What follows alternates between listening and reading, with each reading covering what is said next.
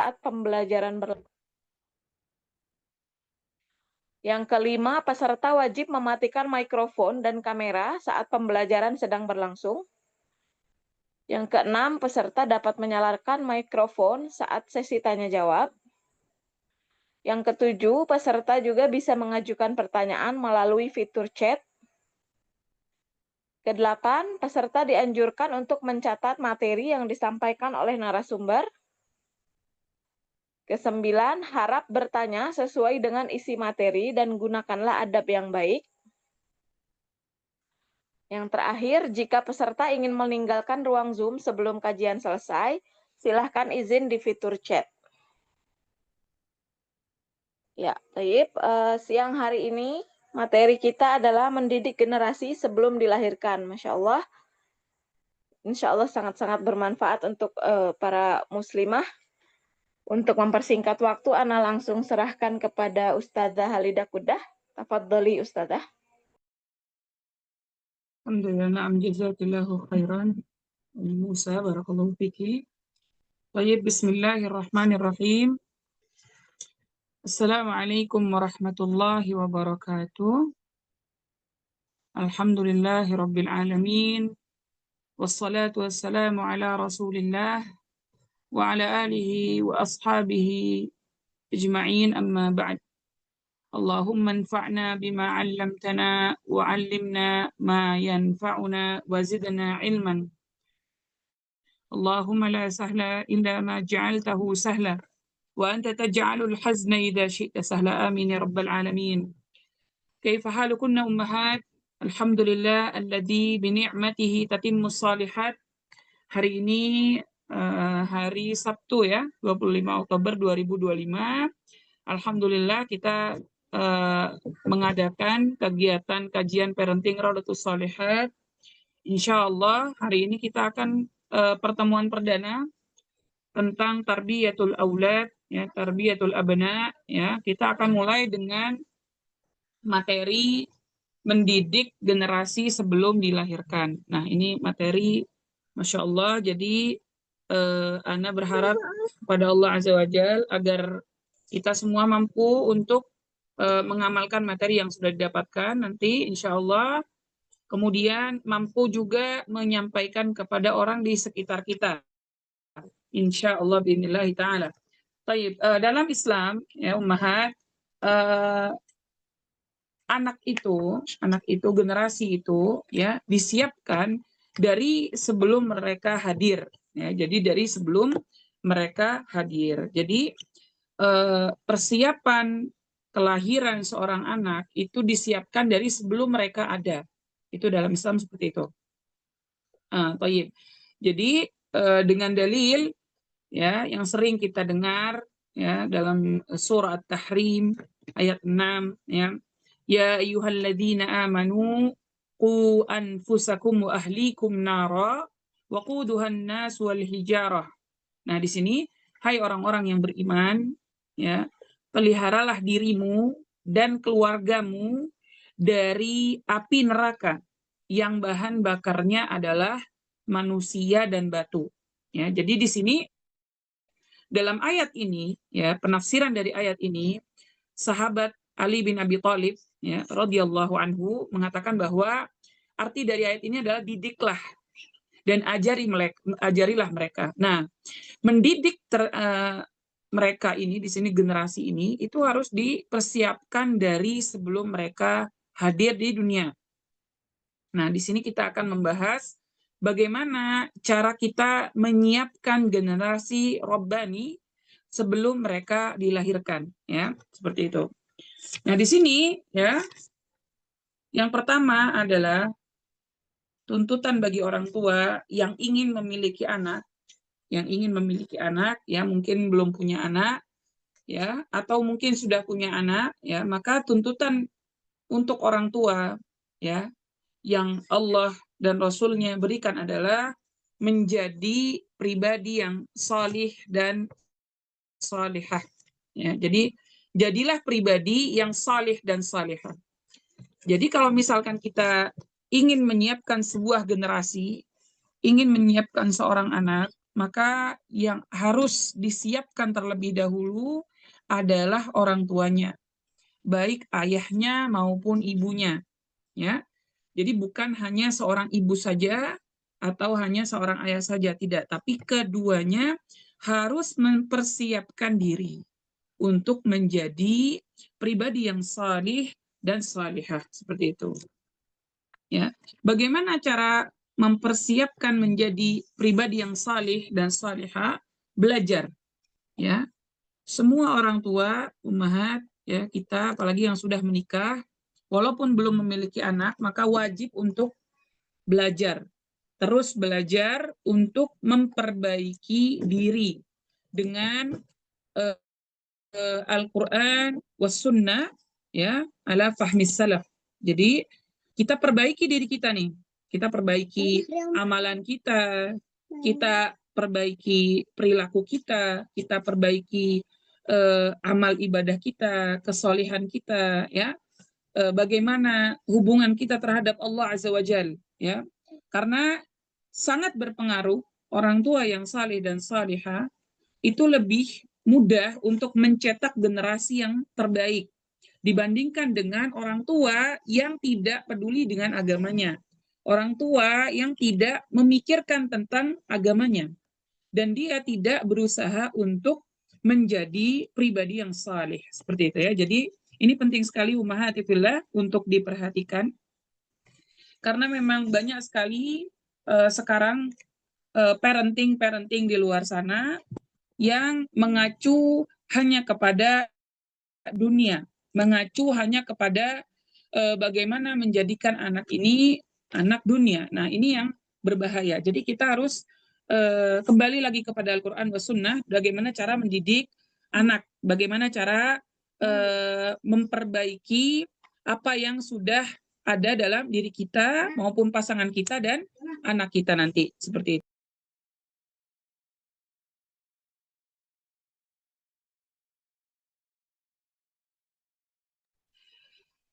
Selanjutnya, ya, pribadi yang salih dan salihah ini, ya, adalah perintah dari Allah Azza wa Jal, ya, perintah dari Allah Azza wa Jal, ya, ku anfusakum, ya, yang tadi At-Tahrim ayat 6, ya, selamatkanlah dirimu dulu, selamatkanlah dirimu dulu dari api neraka Allah Azza wa Jal sebelum kita menyelamatkan generasi di bawah kita, seperti itu. Jadi kalau misalkan diri kita sendiri belum kita selamatkan di hadapan Allah, maka mustahil kita bisa menyelamatkan anak-anak kita, ya, seperti itu. Mungkin selama ini hidup kita, terutama kita setelah menjadi orang tua, kita disibukkan dengan perkara dunia, dengan perkara materi yang tidak ada habis-habisnya. Kita lupa bahwa kita butuh muhasabah dan memperbaiki diri untuk menjadi orang yang salih, untuk menjadi orang yang salihah di mata Allah Azza wa Jalla. Jadi bukan di mata manusia. Nah, ini yang fondasi awal agar kita sukses mendidik generasi.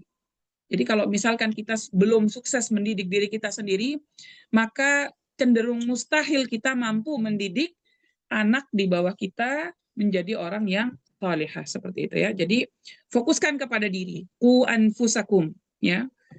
Bisa mungkin kita lihat dari diri kita, pertama, bagaimana pemahaman kita tentang tauhid, bagaimana pemahaman kita tentang mengenal Allah Azza wa Jalla, bagaimana pemahaman kita dalam mengenal agama ini, bagaimana pemahaman kita dalam mengenal Al-Quranul Karim, bagaimana pemahaman kita mengenal hadis Rasulullah Sallallahu Alaihi Wasallam.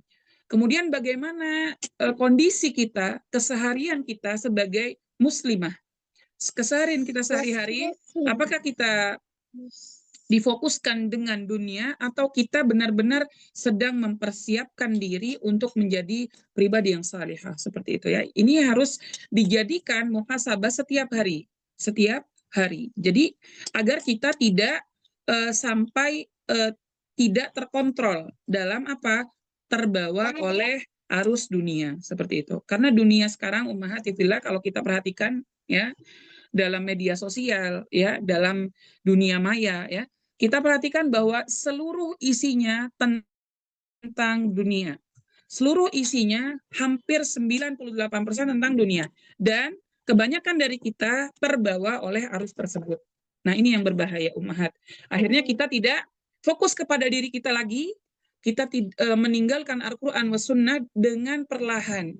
Dengan perlahan. Akhirnya kita hanya fokus mengurusi dunia kita tanpa lupa bahwa akhirat ini yang sebenarnya menjadi penentu untuk mendidik generasi. Seperti itu ya. Jadi penentu mendidik generasi itu bukan dunia, tapi bagaimana akhirat kita. Maka Allah Azza wa Jalla akan turun untuk apa? Menolong kita mendidik generasi kita. Jika kita memperhatikan akhirat kita. Seperti itu, Mat ya.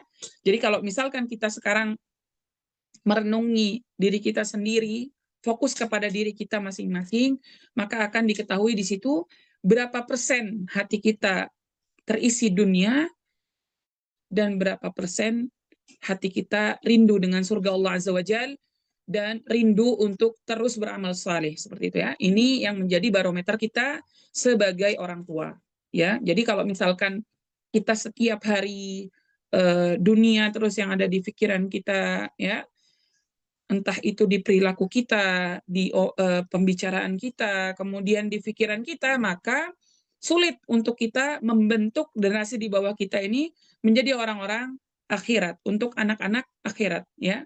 Karena sesungguhnya generasi Rabbani itu generasi yang dicintai oleh Allah Azza wa Jalla, dan mereka adalah generasi yang mempersiapkan akhiratnya, sibuk mempersiapkan akhiratnya, bukan sibuk mempersiapkan dunia, seperti itu ya. Jadi fokus kita adalah akhirat. Makanya di sini tagline pertama untuk mendidik generasi sebelum melahirkan adalah kita dulu perbaiki diri. Kita dulu fokus untuk menjadi salihah. Ya, bagaimana jika kita sudah memiliki anak? Maka yang kita harus lakukan terus memperbaiki diri setiap harinya. Ya, step by step kita memperbaiki diri. Maka ini modal pertama agar kita sukses untuk mendidik generasi sebelum mereka dilahirkan. Seperti itu ya, umat ya. Ini penting sekali ya, harus kita fokuskan diri kita karena selama ini mungkin hidup kita sudah habis untuk memikirkan di sekitar kita, terutama ketika kita memiliki keluarga, maka hidup kita habis untuk memiliki keluarga kita, memikirkan mereka, akhirnya kita tidak memikirkan diri kita sendiri.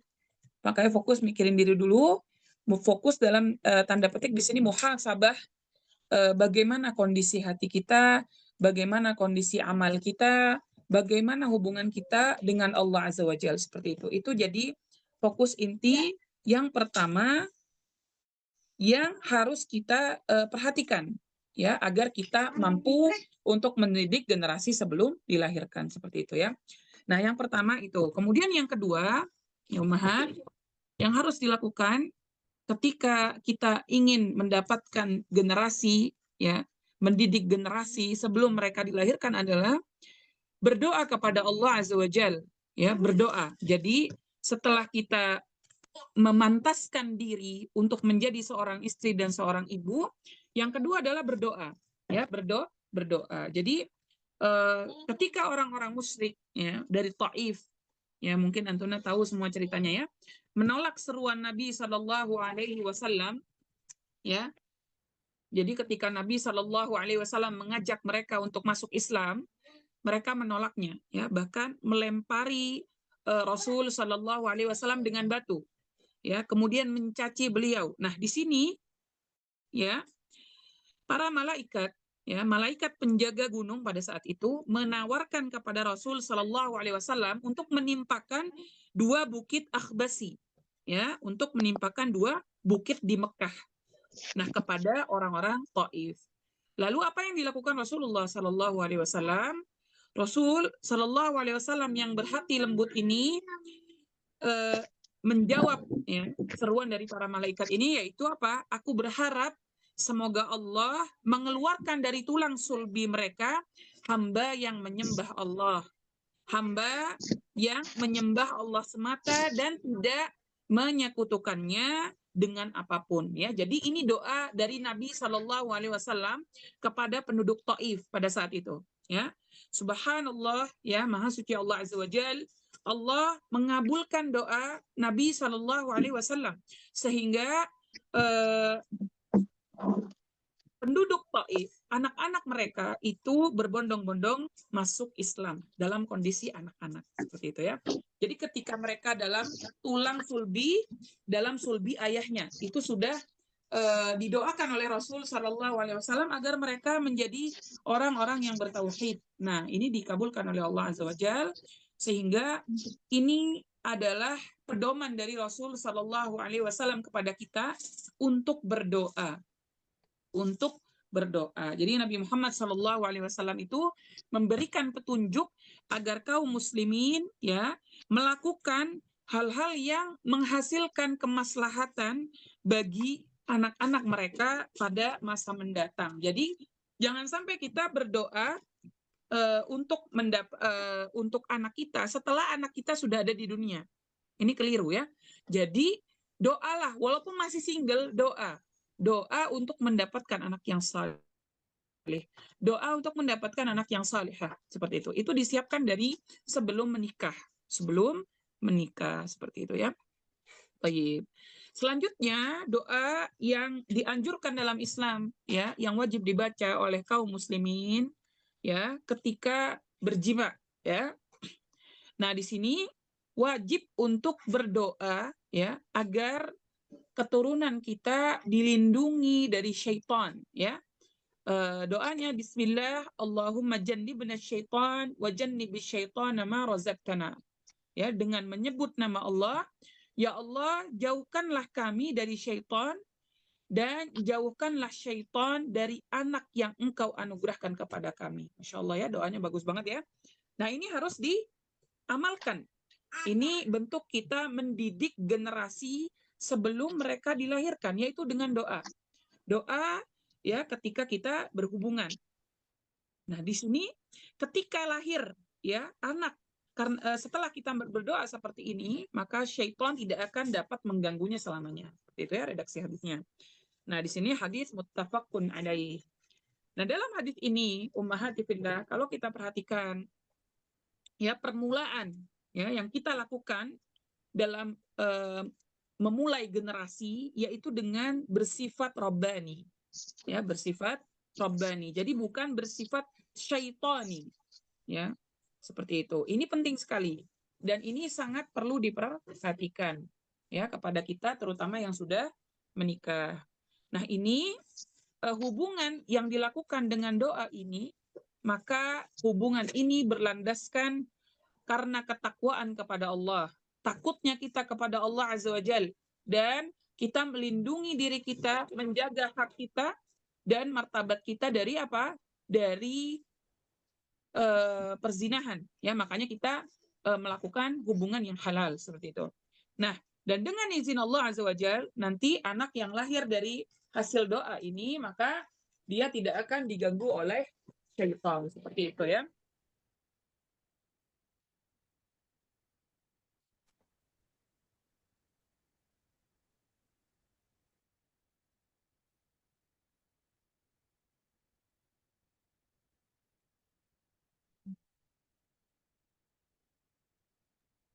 Baik, seperti itu ya. Nah, kemudian ya, setelah kita berdoa tadi ya, jangan lupa juga ya, sebelum melakukan hal ini semua, yang terpenting itu adalah memilih pasangan yang salih ya, calon suami dan calon istri yang salih ya, seperti itu. Jadi jangan sampai kita bermudah-mudahan dalam memilih calon pasangan kita ya, seperti itu ya, karena ada pepatah mengatakan bahwa orang yang tidak memiliki sesuatu maka tidak akan bisa memberikan sesuatu. Maksudnya orang yang tidak salih maka dia tidak bisa memberikan kesalihan ya, orang yang tidak salihah maka tidak bisa memberikan kesalihan.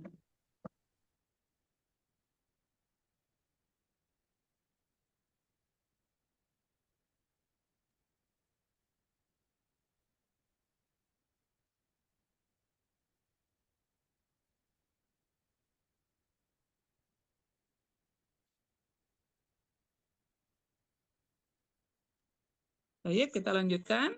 Nah, di sini ya Allah Subhanahu wa taala berfirman dalam surah An-Nur ayat 32 ya. Wa ankihul aymana minkum wassalihina min ibadikum wa imaikum.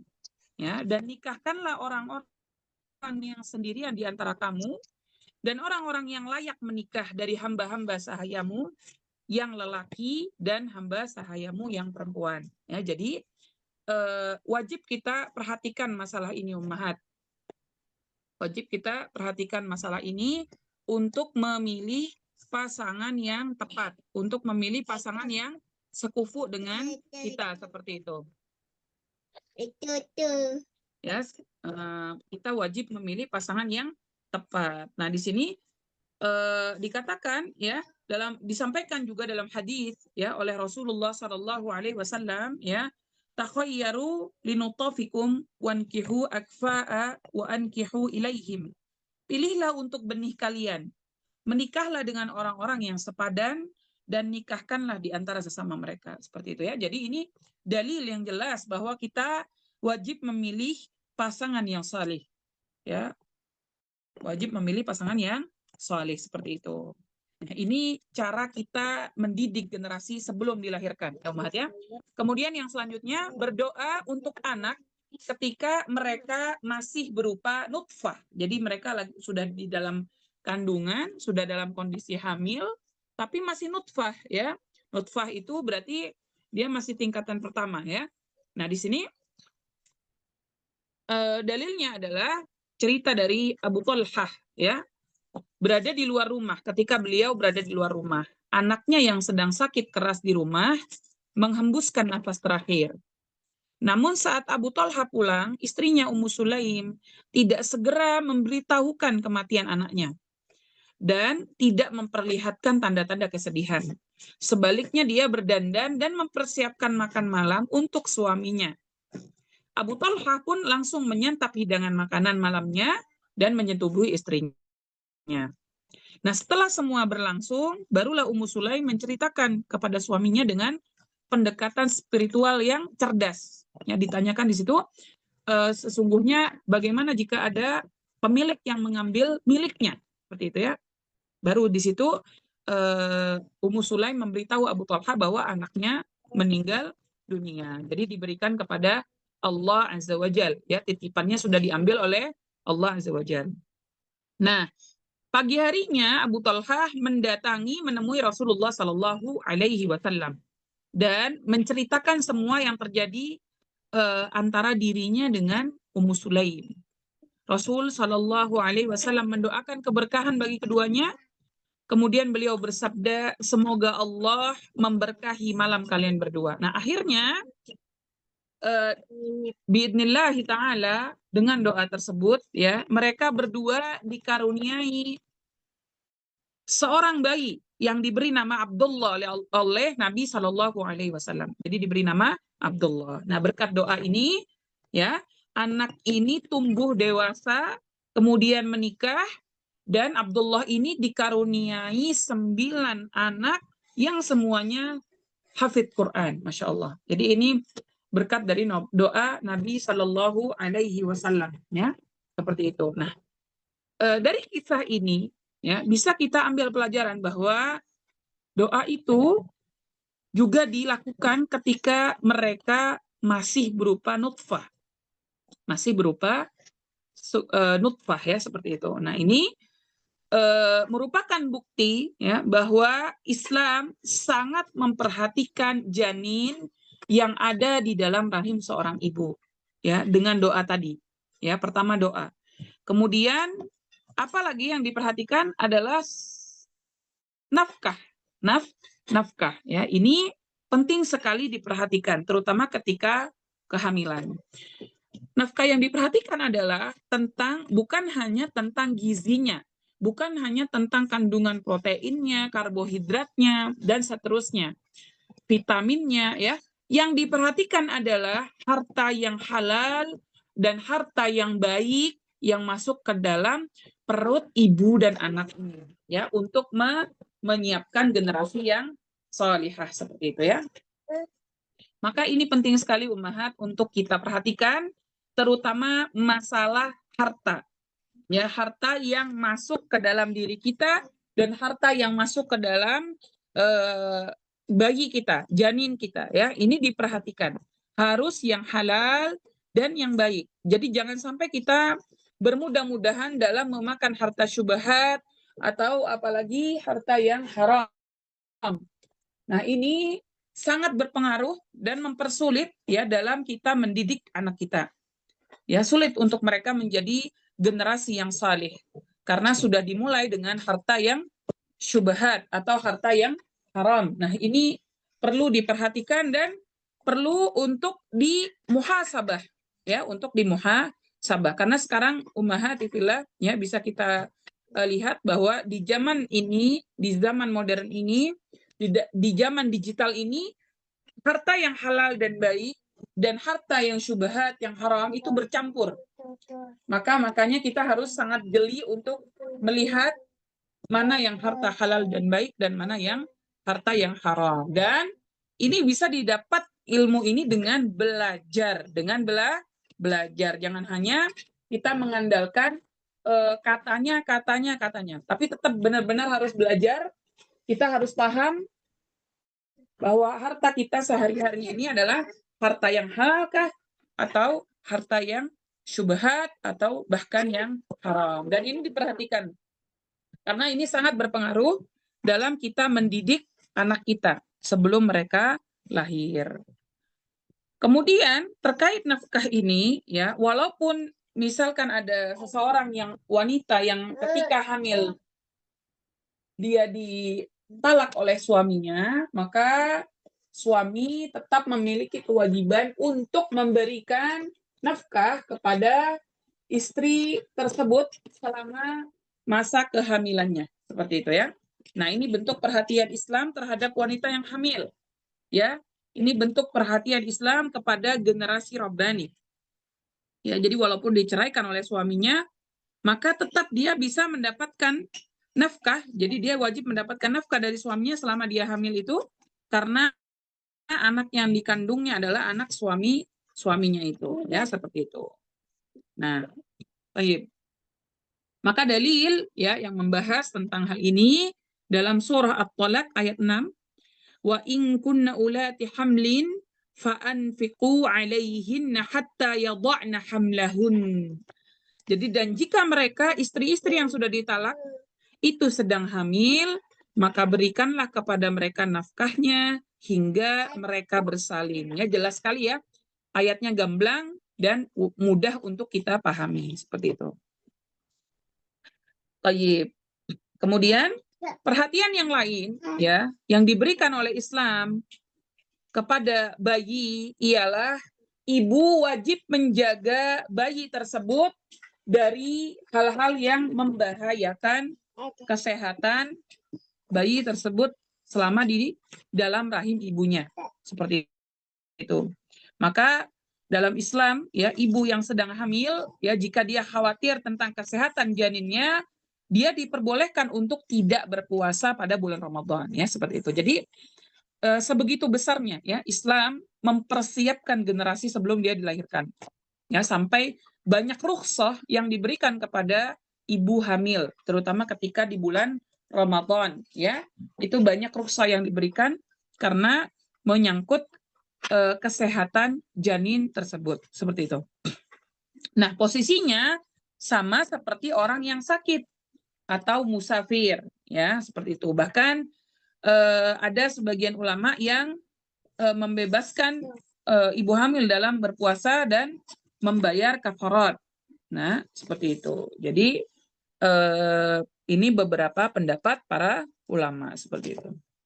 Maka di sini ya para ulama mengategorikan kasus wanita yang menyusui juga ya di sini mendapatkan keringanan. Wa 'alal ladzina yutiqunahu fidyatun ta'amu miskin. Dan wajib bagi mereka orang-orang yang berat menjalankannya jika mereka tidak berpuasa membayar fidyah yaitu memberi makan seorang miskin dalam Al-Baqarah ayat 184. Nah, itu bentuk perhatian Islam terhadap generasi yang belum dilahirkan. Kemudian perhatian yang lain dalam Islam ya kepada bayi yang masih ada dalam kandungan ibunya adalah penangguhan hukuman penangguhan hukuman yang harus dijalani oleh seorang ibu. Nah, di sini ini terkait kasus zina ya. Zina itu wanita yang berzina itu dia mendapatkan hukuman ya, ada had di situ. Nah, itu ketika dia hamil maka itu harus ditangguhkan terlebih dahulu sampai dia melahirkan seperti itu.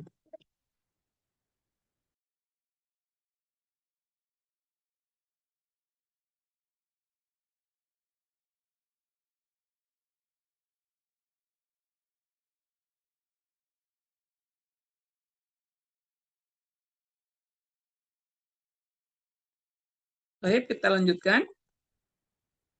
Nah, jadi jika hukuman itu dapat mempengaruhi janin ya atau mematikan bayi tersebut, maka wajib untuk ditangguhkan terlebih dahulu. Nah, mungkin Antuna sudah pernah dengar ya hadisnya, sebuah hadis yang diriwayatkan oleh Imran bin Husain ya mengisahkan bahwa pernah ada seorang wanita yang hamil setelah berzina dari kalangan Bani Juhainah datang kepada Nabi Shallallahu Alaihi Wasallam. Ia berkata, wahai Nabi Allah, aku telah melakukan pelanggaran yang berkaitan dengan hukum had. Sudilah kiranya engkau menegakkan hukuman itu terhadap diriku. Setelah mendengar pengakuan itu, Nabi Shallallahu Alaihi Wasallam memanggil wali si wanita tersebut, lalu bersabda kepadanya, rawatlah ia dengan baik.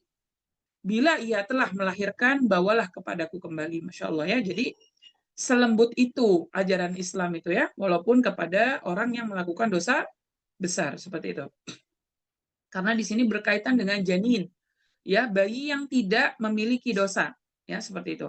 Wali perempuan ini pun melakukannya. Setelah itu Nabi Shallallahu Alaihi Wasallam memerintahkan agar wanita tersebut diikat dengan kainnya, kemudian beliau memerintahkan kepada mereka untuk merajamnya. Setelah selesai hukuman had dan jenazahnya diurus, Nabi Shallallahu Alaihi Wasallam mensolatkannya, ya, seperti itu. Dan ada juga cerita yang lain yang mirip dengan hal ini. Jadi intinya adalah sebegitu besarnya ya perhatian Islam terhadap janin, ya, janin, ya, ibu dan ayah juga sama wajib memperhatikan ketika dalam kondisi hamil.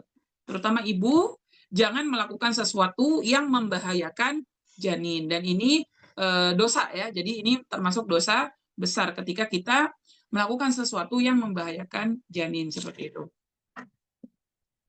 Nah, kemudian ya yang harus kita lakukan untuk mendidik generasi sebelum dilahirkan yaitu zikir. Zikir ketika kondisi akan melahirkan.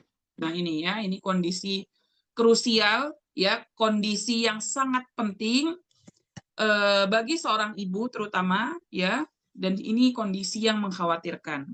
Rasulullah Shallallahu Alaihi Wasallam memberi petunjuk kepada Asma binti Umais radhiyallahu anha dengan bersabda, maukah engkau aku ajari beberapa kata yang bisa kau ucapkan saat dalam kekhawatiran? Ucapkanlah Allah, Allahu Rabbi, la usyriku bihi syai'a. Allah, Allah Rabbku, aku tidak menyekutukannya dengan sesuatu pun. Nah, ini ya, jadi ketika saat-saat persalinan ummahati fillah adalah saat yang paling berat ya bagi seorang ibu dan bayi tersebut ya, karena di situ ada kesusahan dan ujian yang Allah berikan. Nah, ibu di sini diuji dengan ujian yang sangat berat ya, dengan rasa sakit ya, tidak nyaman dan seterusnya. Makanya di sini Rasulullah Shallallahu Alaihi Wasallam mengajarkan doa kepada kita yang diucapkan pada saat seperti ini ya. Bisa kita baca ya doa orang yang ditimpa ketakutan dari Abu Bakrah. Meriwayatkan bahwa Nabi Shallallahu Alaihi Wasallam bersabda, Allahumma rahmataka arju, fala takilni ila nafsi tarfata ain, wa aslih li sya'ni kullahu, la ilaha illa anta. Ya Allah, hanya rahmat kasih sayangmu lah yang kuharap. Maka itu jangan engkau biarkan diriku sendiri sekejap mata pun. Masya Allah ya, bagus banget doanya ya. Dan perbaikilah semua urusanku. Tiada ilah selain engkau. Nah, ini doa bisa dipakai kapanpun ya ummahat, terutama ketika mau melahirkan ya, karena itu dalam kondisi takut, cemas ya, dalam ujian yang sangat berat, maka doanya dibaca. Doanya dibaca untuk apa? Kita menenangkan diri kita dan merasa bahwa Allah Azza wa Jalla mendampingi kita. Allah selalu bersama kita. Dan Allah tidak meninggalkan kita sekejap mata pun. Karena dalam hidup ini, ya, ketika kita ditinggalkan Allah sekejap mata saja, maka kita tidak bisa melakukan apapun. Ya, karena semua itu di bawah kehendak Allah Azza wa Jalla. Jangan sampai Allah meninggalkan kita. Ketika Allah sudah meninggalkan kita, maka selesai ya, selesai ya. Ketika kita sudah ditinggalkan oleh Allah, maka namanya adalah istidraj. Allah akan membiarkan kita, Allah akan melepaskan kita, dan tidak ada perlindungan dari Allah Azza wa Jalla. Na'udzubillahi min dzalik. Maka penting sekali doa ini dibaca ummahat, terutama ketika memang kita dalam kondisi sedih, kondisi khawatir, kondisi takut, ya, walaupun bukan lahiran, ya, dibaca doa ini, dibaca. Jadi biar kita bisa atau mampu untuk mendapatkan terus perlindungan Allah Azza wa Jalla. Kemudian beliau juga bersabda, ya, apabila seorang hamba yang ditimpa kesulitan dan kesedihan, maka berdoa, Allahumma inni abduk, wabnu abdik, wabnu amatik, nasiyati biyadik, madin fiyya hukmuk, adlun fiyya qada'uk, as'aluka bikulli ismin huwa lak, sammaita bihi nafsak, أو علمته أحدا من خلقك أو أنزلته في كتابك أو استأثرت به في علم الغيب عندك أن تجعل القرآن ربيع قلبي ونور صدري وجلاء حزني وذهاب همي. Ya, ini juga doa yang sangat bagus sekali ummahat untuk dibaca ya ketika kita mengalami kesulitan. Ya Allah, aku adalah hamba-Mu, anak hamba-Mu yang laki-laki dan anak hamba-Mu yang perempuan. Ubun-ubunku berada di tangan-Mu. Keputusan-Mu pada diriku pasti terjadi, dan adillah ketentuan-Mu pada diriku. Aku memohon kepadamu dengan segala nama milik-Mu yang Engkau sebutkan untuk dirimu, atau Engkau turunkan dalam kitab-Mu, atau Engkau ajarkan kepada salah seorang makhluk-Mu, atau masih dalam perkara gaib yang hanya Engkau sendiri yang mengetahuinya.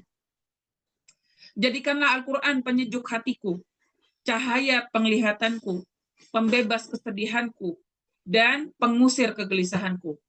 Allah pasti akan menghilangkan kesulitan dan kesedihannya dan menggantikannya dengan kemudahan. Masya Allah ya, ini doa sangat bagus sekali ummahat untuk diamalkan. Bisa kita amalkan setiap hari ya, agar Allah memudahkan segala urusan kita. Kemudian juga bisa kita amalkan ketika dalam kondisi takut, ya, was-was, cemas, sedih ya dengan urusan yang ada di dunia ini. Maka pasrahkan kepada Allah dengan doa ini. Ya, kalau Antuna perhatikan dari artinya, kita benar-benar berserah diri kepada Allah Azza wa Jalla. Dan ini yang harus dilakukan seorang mukminah. Ini yang harus dilakukan seorang mukminah. Nah, ketika kita melahirkan, ya, ini adalah contoh yang sangat krusial untuk seorang wanita. Itu adalah fase di mana kita berserah diri kepada Allah. Ya, nggak ada gunanya kita khawatir sendiri, bingung, semua dipikirin, nggak ada gunanya. Karena pada saat itu penentu apapun takdir kita adalah Allah Azza wa Jalla. Maka tugas kita adalah berserah diri dengan doa-doa yang sudah diajarkan oleh Rasul Shallallahu Alaihi Wasallam. Tadi yang pendek ya, Allah Allahu Rabbi la usyriku bihi syai'a. Jadi kalau Antuna merasa gundah hatinya, merasa banyak kesedihan, banyak kebingungan dan seterusnya, maka berdoa kepada Allah. Allah Allahu Rabbi la usyriku bihi syai'a. Ya, doanya benar-benar diniatkan dalam hati kita untuk apa? Menguatkan keimanan kita. Ketika iman kita kuat, maka kita mampu menghadapi takdir apapun yang Allah berikan, seperti itu ya. Baik. Kemudian ya, setelah dalam proses kelahiran tadi, maka bagaimana ketika terjadi keguguran? Ya, qadarullah wa masyafa'al. Kadang kita, keluarga kita atau orang di sekitar kita ya diuji dengan hal ini ya. Maka banyak hadis ya yang sangat menggembirakan hati orang yang mendengarnya.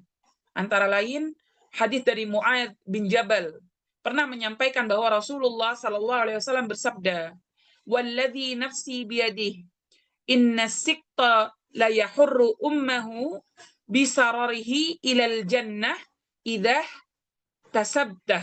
Ya, idah tasabat. Demi zat yang jiwaku berada di tangannya, sesungguhnya bayi yang gugur benar-benar akan menarik ibunya dengan tali pusarnya ke surga.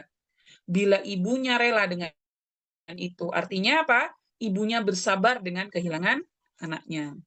Karena memang ini ujian yang sangat besar bagi seorang ibu, terutama ketika mereka harus melahirkan janin yang sudah meninggal dunia. Atau mereka sudah merawat janin dalam perutnya, kemudian tiba-tiba meninggal dunia. Waliyadzubillah. Jadi ini takdir yang sangat pahit untuk seorang ibu biasanya. Makanya kabar gembira ini wajib untuk diimani, wajib untuk diimani. Jadi jangan sampai kita menjadi orang-orang yang kufur nikmat, ya, dan tidak percaya dengan janji Allah Azza wa Jalla. Ya, di situ Ali bin Abi Thalib menuturkan bahwa Rasulullah Sallallahu Alaihi Wasallam bersabda, ya, Inna siqta la yuraghimu rabbahu idza adkhala abawayhi an-nar. Fayuqal ayyuhas siqtu al-muraghimu rabbahu adkhil abawaikal jannah.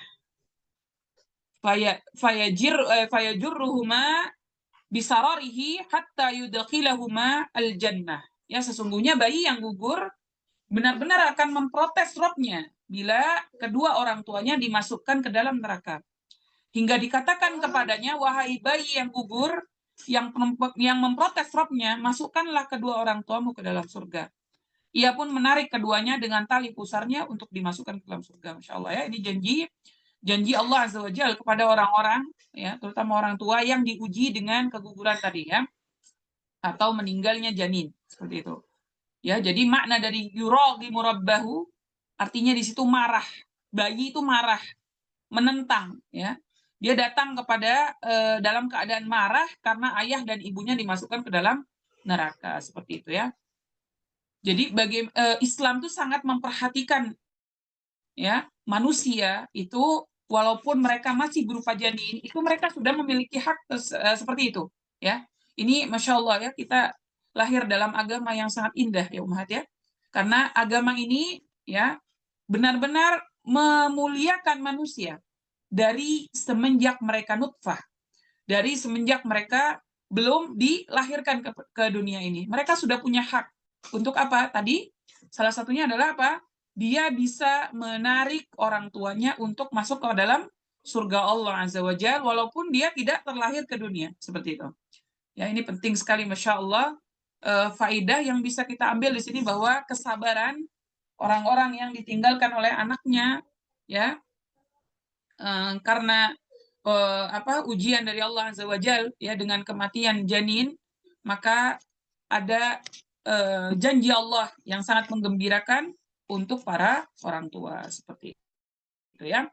Nah, itu jadi tadi, ya, cara mendapatkan anak yang salih dan salihah, ya, sudah Anda sebutkan. Pertama, jadi pribadi yang salih dan salihah, kemudian berdoa kepada Allah agar mendapatkan keturunan yang baik.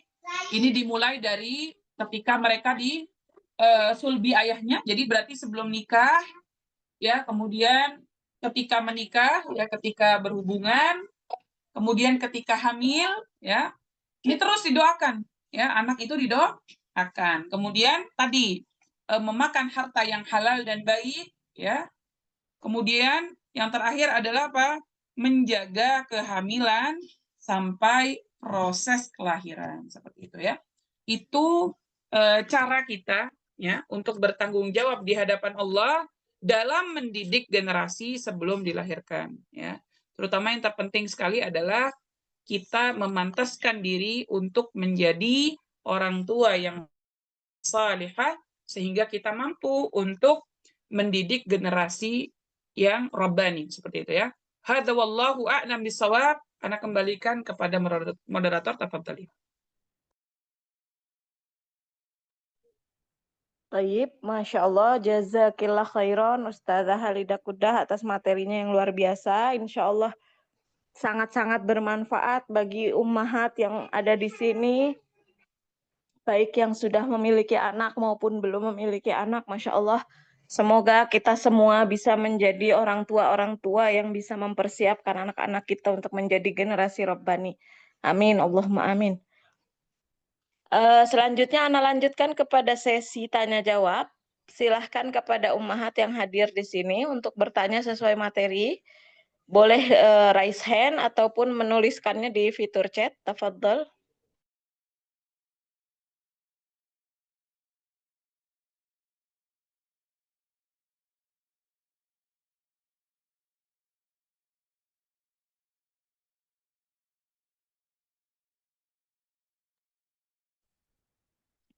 Mari ummahat. Silahkan yang mau bertanya. Ada Ukhti Alfianita. Tafadhol, open mic-nya Ukhti. Ya, alhamdulillah. Bismillah, assalamualaikum warahmatullahi wabarakatuh. Waalaikumsalam warahmatullahi wabarakatuh. Ya, assalamualaikum Ustazah dan Ummu Rahil. Izin bertanya, ini tadi Ustazah kan bilang kalau misalnya lagi hamil gitu atau menyusui ya Ustazah, itu kan puasa kan boleh nggak puasa gitu dan harus bayar fidyah ya. Nah itu apakah kita harus bayar puasa juga di lain hari gitu kan? Karena kan kalau menyusui itu kan 2 tahun ya Ustazah. Misalnya setahun ini dia hamil, besok menyusuin, tahun depannya kan masih nyusuin lagi gitu. Nah, kalau misalnya selama nyusuin tuh karena udah pernah dicoba tuh, puasa tuh bener-bener gak kuat, kelingan, sepaneng, mana mesti ngurusin balita 2 gitu kan. Nah, itu apakah harus, maksudnya kalau misalnya memang harus bayar puasa lagi, apakah di tahun ke berikutnya gitu diakumulasi gitu Ustazah gitu ininya, bayar utangnya gitu, atau cukup dengan fidyah saja gitu Ustazah. Jazakillahu khairan, barakallahu fiik. Jazakillah khair, Masya Allah. Jazakillah khair pertanyaannya, Ukti Alfianita. Tayyib, untuk ini nih, pertanyaan ini tuh perbedaan fikih ya. Jadi ada ulama yang membolehkan hanya membayar fidyah.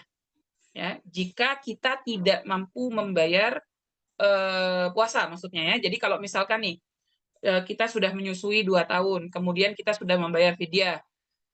Kemudian kita setelah selesai menyusui, kita itu tidak mampu badan kita untuk berpuasa. Karena kan sebenarnya puasa ketika kita punya hutang puasa itu kan bisa dicicil bayarnya sebenarnya ya.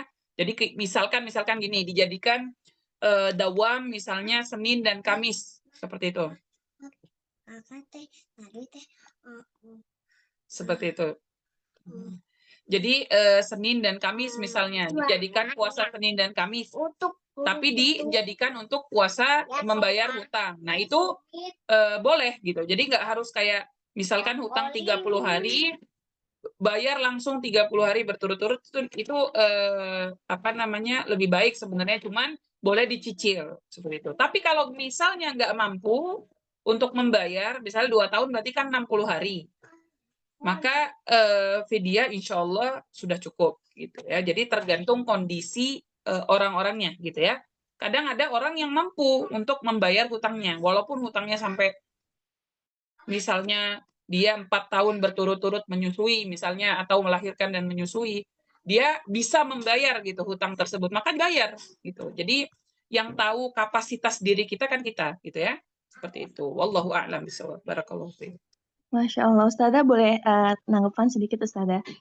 Na'am, tafadhal. Kalau misalnya suami tuh pengennya baiknya tuh ayo bayar bayar utang aja gitu, tambahin puasa aja niat biar bareng sama suami gitu. Tapi istri udah nyoba gitu, cuman sebenarnya sih pengen gitu kan sekaligus berbakti sama suami, cuman nggak kuat. Kadang udah dicoba puasa itu tengah hari pusing gitu kan Ustazah gitu. Ya, Nah kalau itu nggak katanya, kuat, paksain pada saat maksudnya menyusui ya. Ini lagi nyusuin maksudnya ya. iya iya iya masih Nah, nyusuin Ustazah. maksud Ana nanti bayarnya kalau sudah selesai menyusuinya. Berarti Sama soalnya Ana diakumulasi juga di model tahun depan perempuan ya yang nggak berarti. kuat walaupun nyusuin doang, lagi Hmm. nggak hamil, Ana nggak kuat untuk puasa. Sama.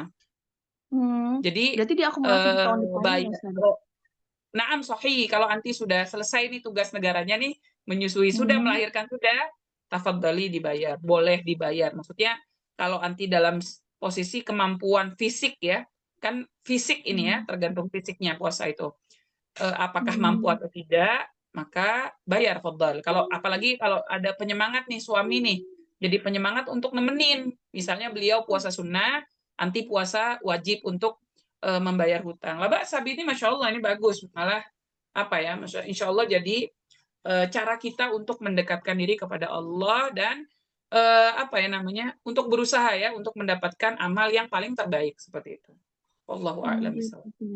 Siap Ustazah, jazakillahu khairan. Wa iyyakum barakallahu fiik. Ya, baik. Semoga terjawab Ukhti Alfianita. Jazakillah khair. Selanjutnya ada pertanyaan dari fitur chat. Dari Ukhti Rara, Bismillah. Jika keguguran janin ataupun anak meninggal ketika masih kecil dapat menarik orang tuanya ke surga, tapi bagaimana jika orang tua tersebut tidak soleh? Syukron. Silahkan Ustazah. Insyaallah ya. Barakallahu fiik Ukhti Rara. Tayyib, ini rahasia Allah Azza wa Jal ya. Ini rahasia Allah Azza wa Jal karena kadang ada orang yang Allah berikan rahmat ya. Allah memberikan rahmat kepada dia, dia di akhir hayatnya itu menjadi orang yang saleh.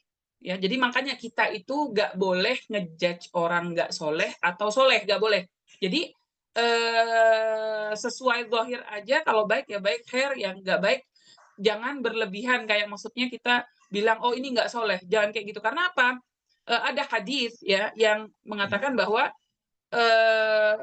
kadang ada orang ya dalam hidupnya itu dia nggak soleh, tapi di akhir hayat sama Allah dia dikasih hidayah, dia lebih soleh daripada orang yang soleh. Ada juga orang yang soleh dalam hidupnya, tapi di akhir hayat dia diberi ujian, akhirnya dia tidak soleh, seperti itu ya. Jadi wallahu a'lam bishawab, jika misalnya orang tuanya tidak soleh, maka ya wajib dia untuk belajar menjadi orang yang soleh, ya seperti itu. Nah tadi kalau sesuai dengan hadis ya, redaksi hadis yang ada ya, maka di situ anak bayi itu akan marah sama Allah Azza wa Jalla ketika bapaknya atau ibunya atau keduanya dimasukin ke dalam neraka. Gitu. Ini termasuk syafaat ya, syafaat dari bayi tersebut kepada orang tuanya seperti itu, tabungan ya. Makanya ini janji yang sangat indah gitu kepada orang tua yang ditinggalkan oleh anaknya yang meninggal dunia masih kecil atau keguguran janin tadi seperti itu ya. Jadi wallahu a'lam, Anda nggak bisa jawab dia bisa nolong atau tidaknya karena dia itu rahasia Allah Azza wa Jalla. Namun kita bisa berhusnudzon bahwa insya Allah ditolong oleh anaknya karena tadi dia mungkin sudah bersabar ketika meninggalnya anaknya. Nah, ketika dia sabar, maka Allah memberikan ganjaran bahwa anak tersebut bisa menarik orang tuanya ke dalam surga Allah Azza wa Jalla. Hadza wallahu a'lam. Jadi kita serahkan kepada Allah Azza wa Jalla untuk kasus dari orang tua tersebut seperti itu. Wallahu a'lam. Ya, baik. Semoga terjawab Ukhti Rara. Silahkan Umahat, siapa lagi yang mau bertanya sebelum kajian Ana tutup? Silahkan untuk 2 orang lagi, tafadhol. Boleh raise hand untuk bertanya secara langsung.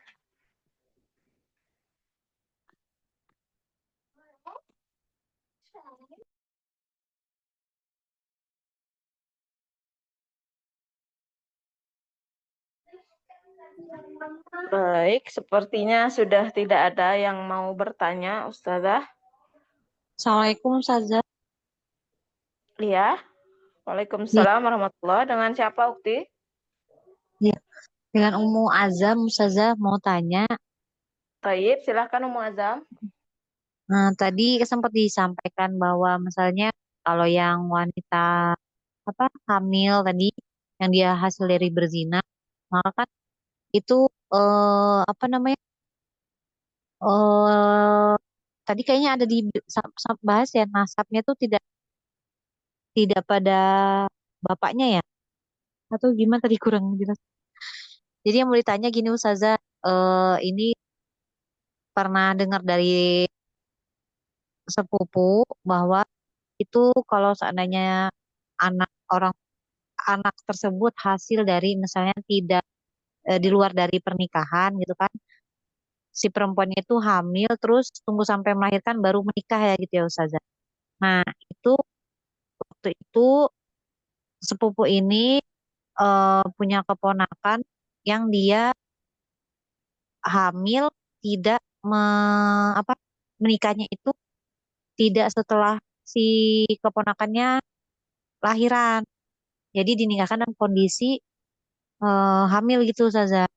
Nah, kemudian yang sepupu ini paham bahwa itu harus dinikahkan lagi, tapi dari pihak keluarga yang dinikahkan, maka itu jatuhnya anaknya bukan nikahnya nggak sah gitu ya Ustazah. Nah, mungkin mungkin Betul. bisa di ini Ustazah apa maksud penjelasannya itu seperti apa gitu. Karena kurang paham apakah memang harus dinikahkan lagi atau bagaimana dan itu status anaknya itu seperti apa gitu. Terima kasih Ustazah sampai Ntar Afonana coba tangkap pertanyaannya. Menikah ketika hamil gitu maksudnya? Itu maksudnya? bukannya dia Menikah itu iya hamil. tapi iya Jadi heeh. mencari Tapi kan wanita ada yang dibahas lagi katanya hamil kalau harus ya, tunggu lahir kondisi dulu. berzina gitu. Iya, betul saja. Qadarullah ma syafa'al. Alhamdulillah afani ma abtalaha bi fadlani ala katsirin min wa tafdila. Baik. Bagaimana hukum menikahi wanita hamil karena zina ya? Jadi ketika menikah ya ummahat ya, ini bahaya sekali makanya subhanallah kita harus menjaga ya generasi kita ini di bawah kita ini untuk jauh dari perkara satu ini, zina ya.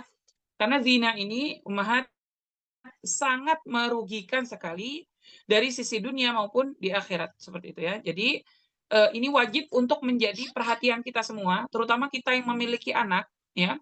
Benar-benar sangat menjaga hubungan anak kita dengan Allah Azza wa Jalla.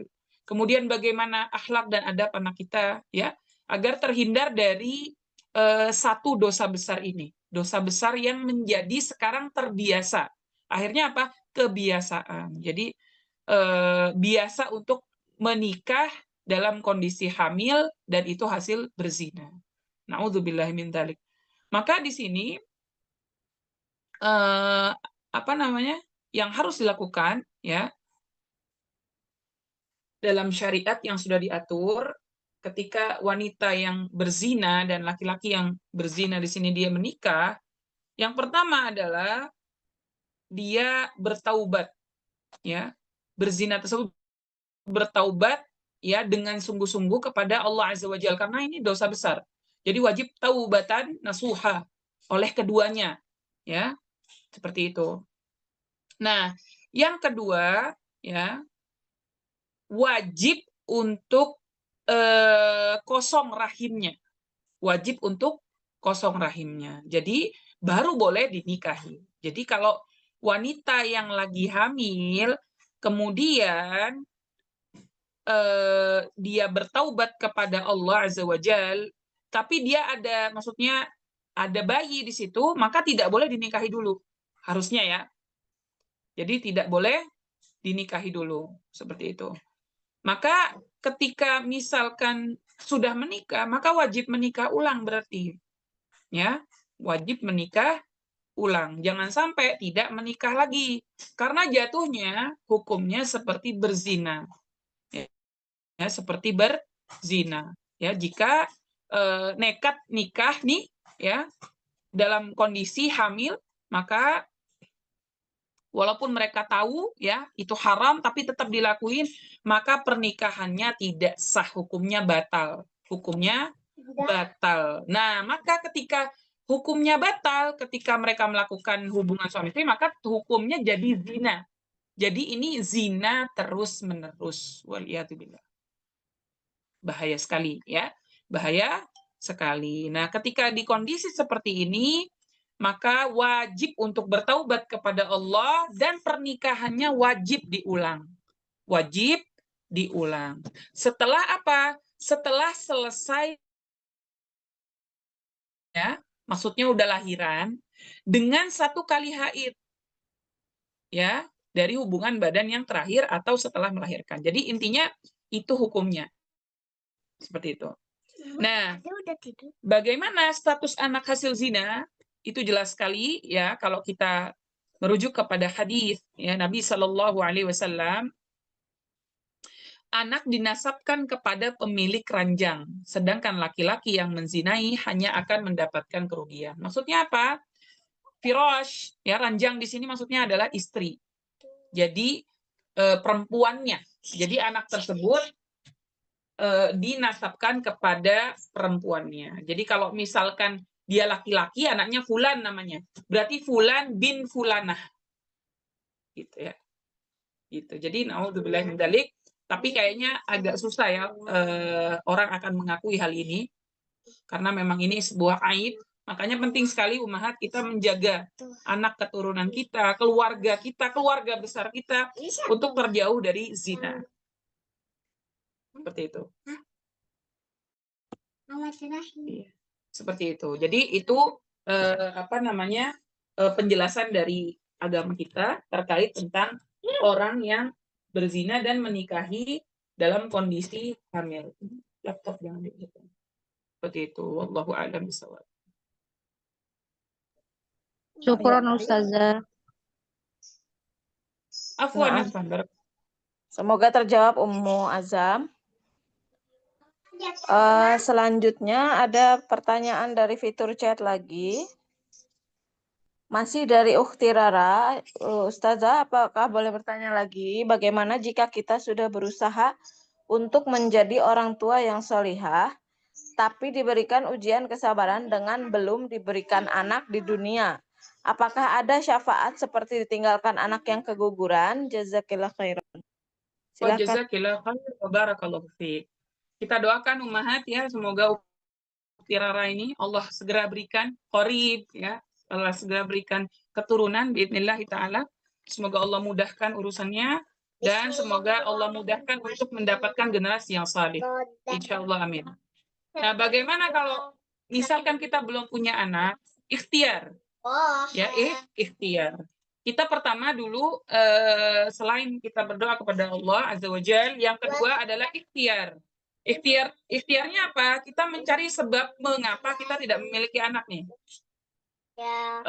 Sebab itu bisa kita cari melalui siapa? Melalui dokter ya. Bisa kita cari melalui dokter. Kemudian yang kedua, ikhtiar secara agama. Bagaimana cara agama? Ruqyah. Ya, kita meruqyah diri kita, meruqyah rahim kita, meruqyah pasangan kita, meruqyah rumah tangga kita. Untuk apa? Untuk kita berusaha untuk melindungi diri kita ini dari godaan syaitan. Dari apa? Dari makarnya syaitan agar kita tidak memiliki anak. Bisa jadi loh ummahat ya. Jadi banyak orang ya yang Allah berikan ujian untuk tidak memiliki anak itu karena diganggu oleh syaitan, karena diganggu oleh jin. Maka jadi nggak harus kesurupan dulu baru kita meruqyah diri, tidak, tapi kita wajib meruqyah diri, wajib. Kenapa? Karena syaitan itu selalu mengintai diri kita, mengintai pasangan kita, ya. Mereka akan terus berusaha sampai kita firaq, sampai kita bercerai dengan pasangan kita, seperti itu. Dengan cara apa? Salah satunya dengan tidak diberi keturunan. Itu semua dengan izin Allah Azza wa Jalla, tapi salah satu caranya dengan ruqyah. Kemudian yang ketiga caranya, ikhtiarnya adalah istighfar. Faqul tastaghfiru rabbakum innahu kana ghaffara yursilis samaa 'alaikum midrara wa yumdidukum amwali wa banin wa yaj'al lakum jannati wa yaj'al lakum anhara. Antuna bisa baca di surah Nuh ya, dari dalil tersebut ya. Di situ Allah Azza wa Jalla menyuruh kita untuk beristighfar. Faqul tastaghfiru rabbakum innahu kana ghaffara. Jadi kalau sudah kita beristighfar, jadikan istighfar itu makanan. Jadikan istighfar itu minuman. Jadi setiap waktu kita beristighfar kepada Allah. Agar apa? Agar tadi faqul tastaghfiru rabbakum innahu kana ghaffara yursilis samaa 'alaikum midrara. Jadi dari langit ya, Allah akan menurunkan apa? Akan menurunkan keberkahannya, akan menurunkan untuk hartanya, untuk anaknya, untuk apa yang kita butuhkan di dunia dengan istighfar tadi. Ya, terutama harta dan anak, ya. Kemudian kebun-kebun kita akan disuburkan oleh Allah Azza wa Jalla. Jadi semua rizki itu berawal dari istighfar. Kita memohon ampun kepada Allah. Sudah berapa banyak kita memohon ampun kepada Allah dalam sehari, ya, dalam sewaktu. Nah, ini menjadi muhasabah, dan ini bisa dilakukan untuk apa? Ikhtiar. Ikhtiar kita mendapatkan apa yang kita inginkan. Apapun itu, karena nggak cuma bicara anak, apapun itu, dengan istighfar. Perbanyak istighfar ummahat, ya. Astaghfirullah wa atubu ilaih, astaghfirullahal azim, astaghfirullah wa atubu ilaih. Perbanyak dalam lisan kita, agar kita apa? Diangkat derajatnya oleh Allah, diampuni segala dosa kita, dan dimudahkan apa yang menjadi keinginan kita, termasuk anak tadi, ya. Wa yumdidukum bi amwalin wa banin, ya, bi amwalin wa banin. Jadi harta dan keturunan. Jadi kalau pengen harta, ummahat, banyakin istighfar. Pengen anak yang banyak, banyakin istighfar. Jadi ini memang sudah Allah Azza wa Jalla ajarin sama kita, tinggal kita amalkan. Seperti itu. Jadi insya Allah dengan kita sudah berusaha di sini, Ukhti Rara menjadi orang tua yang salihah, Masya Allah. Ini usaha yang akan diganjar oleh Allah Azza wa Jalla, ya, dengan Jannatul Firdausil A'la, ya. Jadi anak itu adalah salah satu cara kita masuk surga. Namun cara yang terbaik juga yang bisa memasukkan kita ke dalam surga adalah bagaimana sikap kita kepada Allah Azza wa Jalla, yang kedua kepada pasangan, terutama suami. Bagaimana pasangan kita? Udah, kita jangan ke anak dulu, kita fokuskan ta'zim, fokuskan kesalihan kita untuk suami kita. Fokuskan itu. Nanti insya Allah, Allah akan turunkan nikmat yang lain, yaitu berupa anak, seperti itu, ya. Itu mungkin insya Allah tips yang bisa Ana berikan, yang sudah diajarkan oleh Allah dan Rasulnya, bismillah. Semoga bisa diamalkan, ya, untuk kita semua, bahwa kunci dari memiliki anak itu selain berdoa, berdoa penting, ya, terus berdoa kepada Allah, kemudian istighfar, berikhtiar tadi meruqyah diri, kemudian apa? Berhusnudzan kepada Allah, berbaik sangka. Jangan sampai kita berpikir keburukan ketika kita tidak diberikan oleh Allah seorang anak, seperti itu, ya. Jadi fokuskan diri kita untuk berpikir bahwa ada hikmah dari Allah Azza wa Jalla menurunkan ujian ini kepada kita, seperti itu, ya. Ini akan membersihkan hati kita, menyempurnakan amal solih kita, kemudian kita juga mampu untuk terus, ya, beramal saleh dan menjadi pribadi yang saleh, insya Allah. Yang terpenting tadi, karena anti sudah menikah, maka fokuskan ta'zim anti, ya, penghormatan anti kepada suami anti, ya. Ini jadikan ladang pahala yang besar untuk masuk ke surga Allah dari pintu mana saja, ya, karena di situ surga Allah masuk, kita bisa masuk dari pintu mana saja ketika kita sholat tepat waktu di 5 waktu, kemudian puasa di bulan Ramadan, kemudian yang ketiga taat kepada suami, ya, kemudian yang keempat kita menjaga amanah yang suami kita berikan, yaitu apa? Misalnya harta, ya, rumah, amanah, pesan, dan seterusnya, apapun itu, ya. Itu cara kita untuk masuk surga Allah, ya. Jangan khawatir, Ukhti Rara, kita punya janji di sini, Allah punya janji kepada kita, walaupun kita tidak memiliki anak, ya, kita bisa masuk surga dari pintu yang mana saja kalau misalnya kita memaksimalkan menjadi seorang istri, seperti itu. Hadza wallahu a'lam bishawab. Barakallahu fiik. Baik, tayyib, jazakillah khair Ustazah. Semoga terjawab Ukhti Rara. Semoga Allah segera mengaruniakan dzurriyyat yang salih dan salihah untuk Ukhti Rara. Ana cukupkan sesi tanya jawab, ditutup dengan pertanyaan dari Ukhti Rara barusan. Kita akhiri kajian kita sore hari ini. Semoga Allah membalas kebaikan Ustazah yang telah menyempatkan waktu dan ilmunya untuk dibagikan kepada kita semua. Dan semoga Allah mengganjar pahala bagi semua ummahat yang hadir, yang sudah berusaha menyempatkan waktunya untuk menuntut ilmu. Semoga Allah mudahkan kita untuk tetap bersemangat dalam menuntut ilmu di waktu berikutnya. Ana mohon maaf jika ada kesalahan dari Ana sebagai moderator di siang hari ini. Ana tutup kajian kita dengan doa kafaratul majelis. Subhanakallahumma wa bihamdika Asyhadu an la ilaha illa anta astaghfiruka wa atubu ilaih. Assalamualaikum warahmatullahi wabarakatuh. Waalaikumsalam warahmatullahi wabarakatuh.